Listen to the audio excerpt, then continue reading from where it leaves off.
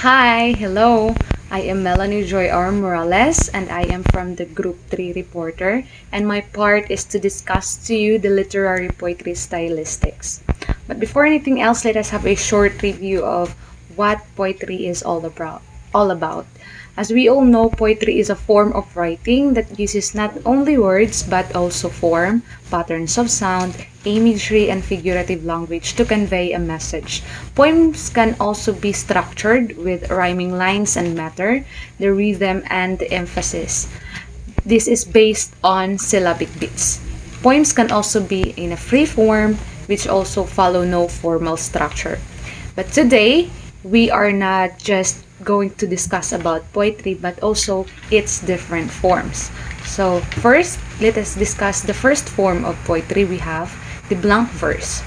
Blank verse is a poetry written with a precise meter. Almost always iambic pentameter does not rhyme. Okay, blank verse means it is in a free form and it does not rhyme at all. Okay, let us have an example of uh, a work piece by John Milton entitled Paradise Lost. Okay, let us read the example. Of man's first disobedience, and the fruit of that forbidden tree, whose mortal task brought death into the world, and all our woe with loose of Eden, till one greater man restore us and regain the blissful seat. As we have observed in this example, the paradise lost, as we have observed in the ending of every line of each lines, it does not rhyme at all, because that is an example of a blank verse. Okay, let us have another example. It was written by Alfred Lord Tennyson entitled Ulysses. As you have observed also in the ending of each lines, it does not rhyme at all. For example, wash us down, touch the happy isles, whom we know, much abides and though. Diba? As you have observed, it does not rhyme at all. Okay, let us proceed to the second form, which is rhyme poetry. Basically, rhyme poetry are rhyme poems, rhymed by definition, although their scheme varies. Okay, let us have an example here entitled Imagine by Alan Wright. Okay, imagine a pig in a big purple wig. Imagine a car in the shape of a star. Imagine a bear wearing pink underwear. Imagine a fox wearing red floppy socks. Imagine a shoe that always stayed new. Just imagine. As you have observed, at each line of the poem rhyme together, though their scheme varies. For example, imagine a pig in a big purple wig. The scheme of the first line is different from the second line, but still they rhyme from each other. Okay, let's proceed to another example. We have here The Poet Who Never Was. It was written by Paul Callas. As you have observed, if you are going to read this poem, it is an example of a rhyme poetry. For example, in the first line, I thought I was a poet who had a pen of gold, with clear access to writing that was mature and bold. Gold and bold are rhymed. Sea, free, beach, rich, sky, and by. Okay, let's proceed to another form of poetry. We have free verse. I know we are all familiar with free verse. We are a fan of using this kind of form of poetry. Basically, it is in non-rhyming lines.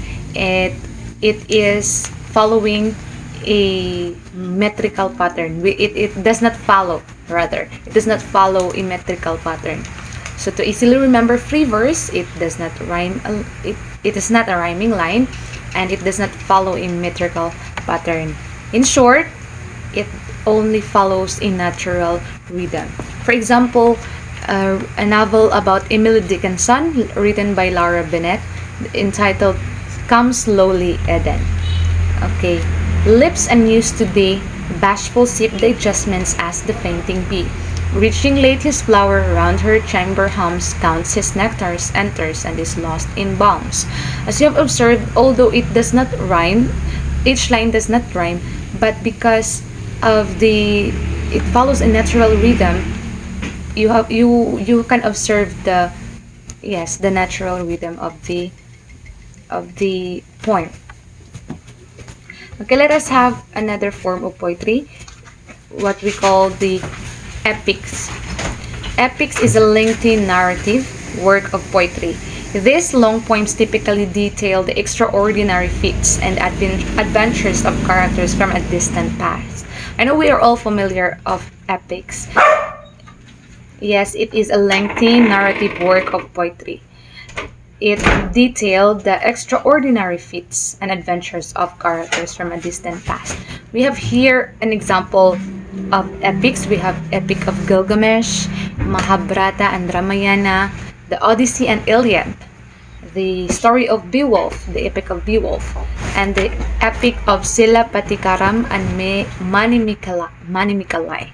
So these are some of the examples of epic stories. So these stories are very lengthy, and this is a form of a detailed, extraordinary feats, adventures.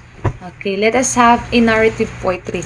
Okay, the difference between narrative poetry and epic poetry is that narrative only tells the story of the event.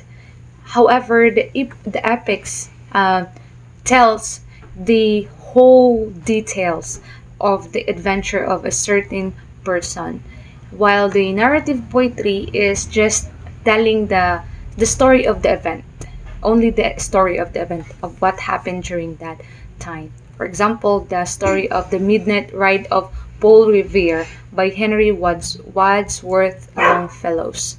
We also have The Rime of the Ancient Mariner by Samuel Taylor Coleridge. Okay, let us have another example. We have haiku. I know we are all familiar with haiku. It is a three-line poetic form originating in Japan. The first line has 5 syllables, the second line has 7, and the third line again has 5 syllables. In short, the pattern of haiku is 5-7-5. So the lines of such poems rarely rhyme with each other. It does not say that it does not rhyme at all. It says it rarely rhymes. So there were times that it rhymes, and there were also times that it does not rhyme at all. We have here the example of haiku by Matsubasho, the Old Pan. Okay, this is the Japanese translation. Okay, let us read it together. The Foraikiya Kawazu Tobikomu Mizo no Oto. Okay, let us read the English translation by William J. Higginson. Okay, an old silent pond. A frog jumps into the pond. Splash, silence again. So that is the English translation of the Old Pant by Matsubasho. Okay, we have here now some examples of haiku.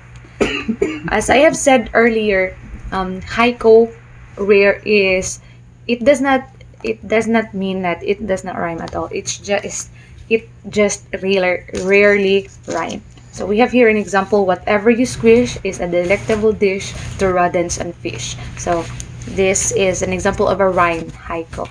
Okay, now let's proceed to the seventh form of poetry. We have sonnet. We are very, exposed to sonnet. Okay, as we all know, it is, for you to know, it is derived from the Italian word sonetto, which means a small or little song or lyric. In poetry, a sonnet has 14-line poem. Each line has 10 syllables, and the exact rhyme scheme depends on the style of a sonnet. So the rhyme scheme in English is usually A, B, A, B, C, D, C, D, E, F, E, F, G, G. Okay, we have here an example of sonnet by Amy Milton entitled Love Sonnet. Okay, let us check if it is really has 14 lines. Okay, let us count. 1, 2, 3, 4, 5, 6, 7, 8, 9, 10, 11, 12, 13. Yes, exactly. It has 14 lines. And let us count the syllables of each line. As killers tend to know the ones they kill, it's us, not others, whom we need to fear. Exactly. It has 10 syllables in every line. But don't you know that sonnet has different types? It is named after a famous sonnet writer. Yes, that's true. We have first an Italian or Petrarchan sonnet. This is named after the famous writer Francisco Petrarch. Okay, we have here an example of his work, To Laura in Death. So, most of his theme in his sonnets are about women empowerment, tribute to women. It's all about women. So, as I have an example here, To Laura in Death. So it is all about Laura. Laura is a woman. So you can find it in the internet. It is a very beautiful story. To Laura in Death. It is a very beautiful sonnet poetry, rather. Okay, we also have English or Shakespearean sonnet. It is named after the famous writer William Shakespeare. Okay, we are all familiar with his sonnet. He has plenty of sonnet. I have extracted only a sonnet 27. Okay, now the last type of sonnet is what we call the Spenserian sonnet, named after a famous writer and Edmund Spenser. So, okay, I have here an example of his sonnet piece, Amorete, ye tradeful merchants that with weary toil. Edmund Spenser, I have noticed that some of her works are very, hard, difficult to read. Some of the words are very, old English. So if you try to read his works, it is very, challenging. Some of the words were very hard to understand.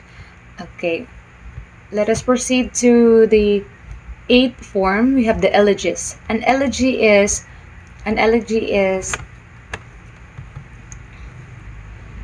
a poetry form that reflects upon death or loss. Yes, basically it reflects upon death or loss. Traditionally, it contains themes of mourning, loss, and reflection. However, it can also explore themes of redemption and consolation. We have here an example by John Milton. It is written by John Milton, entitled Lycidas. If you're going to read this poem, Lycidas here is dead. For example, let us have this line: For Lycidas is dead, dead ere his primes. Young Lycidas and had not left his peer. This poem is, reflects upon death or the death of Lycidas. Okay, let us proceed to the next part. We have an ode. Ode is much like an elegy. An ode is a tribute to its subject, although the subject need not to be dead or even sentient. The difference between the two is that elegies, the subject, it reflects on the loss or death of the subject. But however, the ode is also the same. It is a tribute, but the subject does not need to be dead or lose. It does not more like a mourning thing. Okay, let us have an example written by Benetta O'Corrin. Now, a tribute for all the writers. So, writers, it can be, some of the writers are dead, some are still alive. So, it can be a tribute to all the writers, dead or alive. Okay, let us have the limerick. It is a 5-line poem that consists of a single stanza, an AABBA rhyme scheme, and whose subject is a short, pithy tale or description. To easily remember limerick, it is a short, pithy tale or description. Okay, I have an example here by Dixon Lanier Merritt. A wonderful bird is a pelican. If you're going to read this poem, it is just about a short tale about a bird who is a pelican. So yes, that is a limerick. It is just a short tale or a short description of a subject. Okay, let us read the example.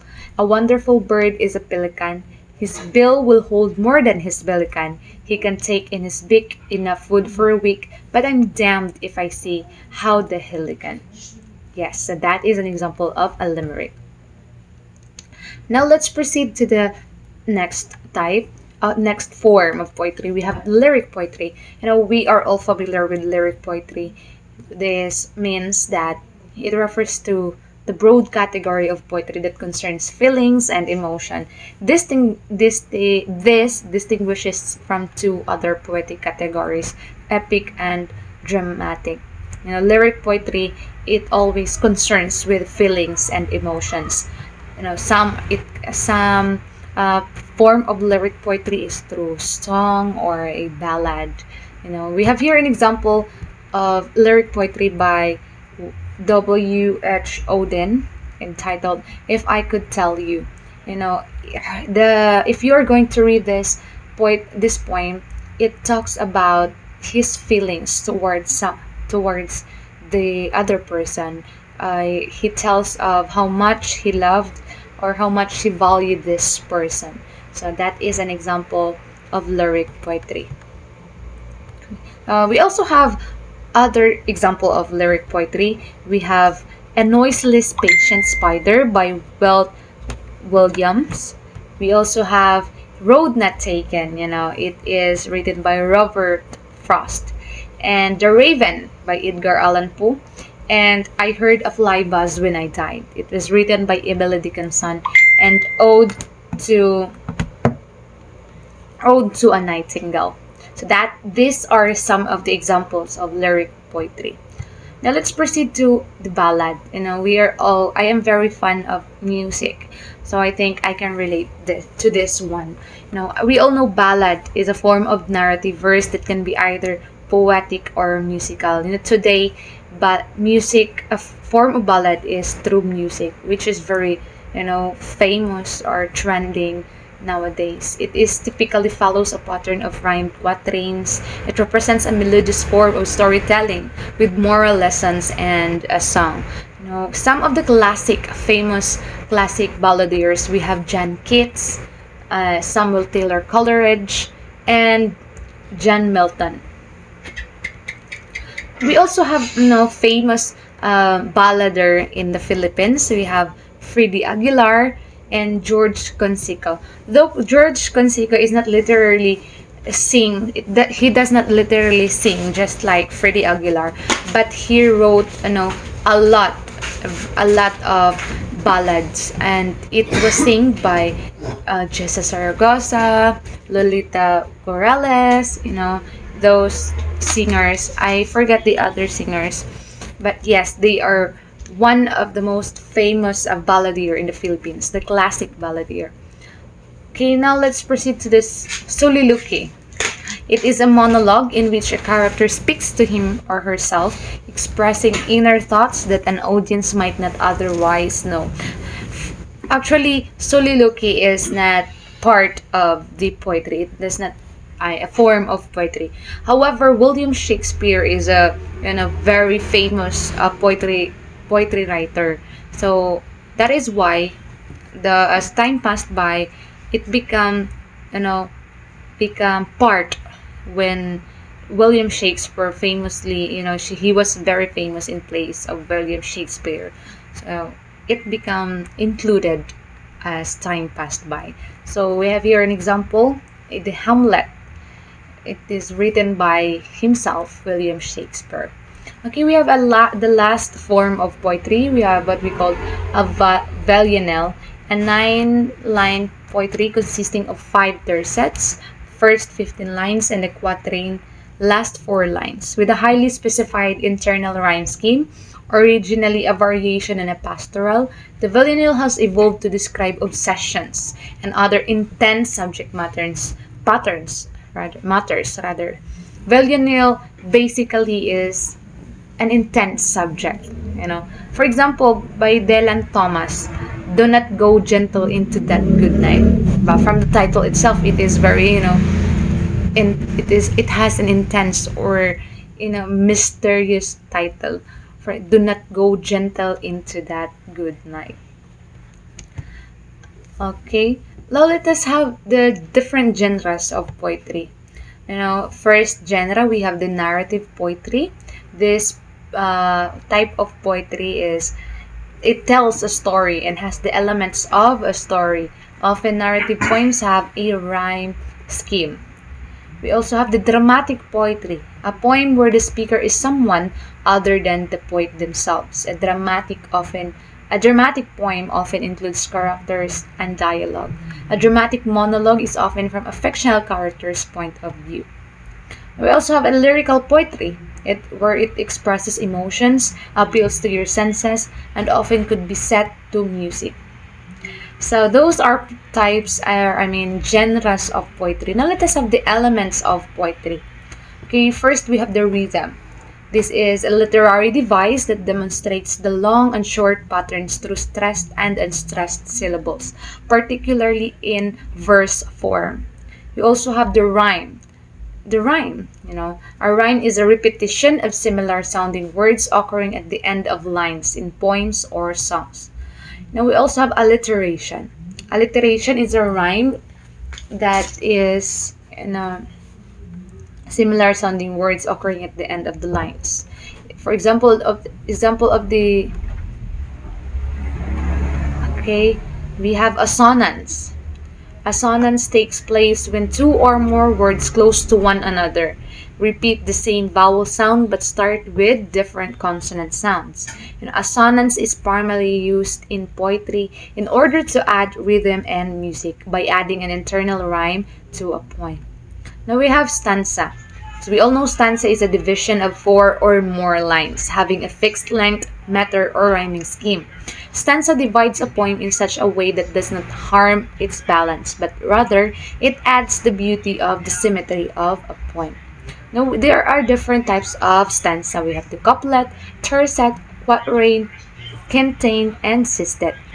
Okay, let us have the couplet. Couplet it consists of 2 rhyming lines having the same meter. So this is the example of a couplet. And the tercet, it comprises 3 lines following the same rhyming scheme. Okay, for example here, we have the 3 rhyming lines and the same rhyming scheme. Now let us have the sestet. Sestet is a 6-line stanza, refers only to the final portion of a sonnet. So in the final portion of a sonnet, there are part there that consists of 6-line stanza.